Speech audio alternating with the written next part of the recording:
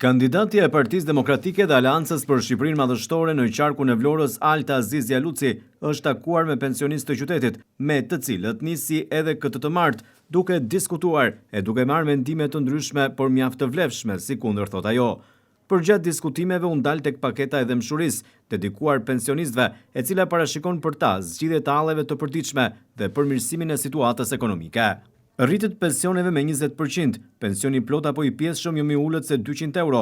pajisja e tyre me kartën e konsumatorit ku për çdo blerje do të kthehet TVSH-ja që paguan, për personat me aftësi të kufizuara do të paguhet kujdestari dhe sigurimet e tij, si dhe do të sigurohen nga shteti të gjitha mjetet sanitare dhe ndihmesa që u nevojitet. Reduktim të çmimit të energjisë elektrike në 7 lekë për kilovat, falje të gjitha gjobave të energjisë elektrike dhe ujit të pishëm për pensionistët, ka premtuar kandidati Haluci. Takimet me qytetarët dhe grupet e interesit i ka vijuar edhe kandidatja Monika Hasani Oshafi, ndërsa ka zgjedhur të takohet me student që kanë zgjedhur të jenë mësues të brezave të rinj. Në bisedat mes tyre u shpreh shqetësimi për më shumë tolerancë mes komuniteteve që jetojnë në qytetin tonë, si shembull u dha toleranca fetare, me të cilën krenohemi si kom, thot Oshafi. Shqetësimi tjetër është lurja e pagës si rrjedhoi e mosvlerësimit të diplomës dhe viteve të fundit,